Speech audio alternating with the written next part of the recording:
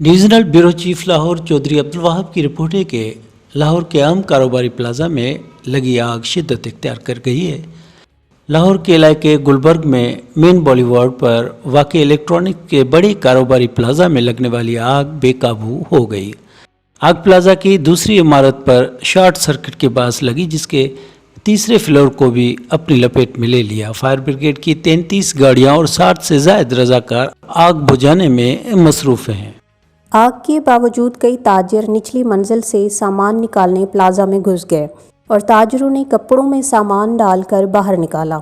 Plaza سے سامان نکالنے کے لیے تاجر شاپنگ بیگ ڈھونڈتے رہے اور بعض تاجروں نے قمیض اتار کر موبائل فون ڈال کر باہر نکالے۔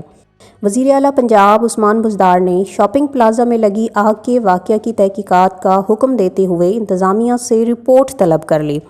عثمان بزدار نے حکم دیا کہ چھت پر موجود افراد کو سب سے پہلے ریسکیو کیا جائے، پھنسے ہوئے افراد کو بحفاظت نکالنا پہلی ترجیح ہے۔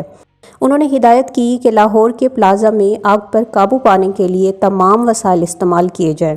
انتظامی افسران اور ریسکیو 1122 کے حکام کو آگ سے متاثرہ پلازا پہنچنے کی ہدایت کی گئی ہے۔ ترجمان ریسکیو پنجاب کا کہنا ہے کہ آگ بجھانے کے لیے اسپرنکلر سسٹم نہیں ہے، جس کی وجہ سے مشکلات کا سامنا ہے۔ آگ سے متاثرہ پلازا میں دکانداروں نے اپنے دکانوں سے سامان نکالنے کی کوششیں کی اور کاروبار جلتا دیکھ کر کئی دکاندار بے بسی کے عالم میں رو پڑے۔ اس موقع پر آئیے بات کرتے ہیں چودھری عبدالوہاب سے۔ جی چودھری عبدالوہاب، کیا رپورٹ ہے؟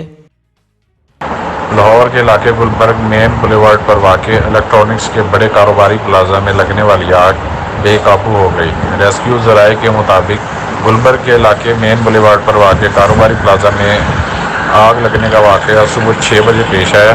آگ نے دیکھتے ہی دیکھتے پلازا کے بڑے حصے کو لپیٹ میں لے لیا۔ آگ پلازا کی دوسری عمارت پر شارٹ سرکٹ کے باعث لگی، جس نے تیسرے فلور کو بھی اپنی لپیٹ میں لے لیا ہے۔ فائر بریگیڈ کی 33 گاڑیاں اور 60 سے زائد رضاکار آگ بجھانے میں مصروف ہیں۔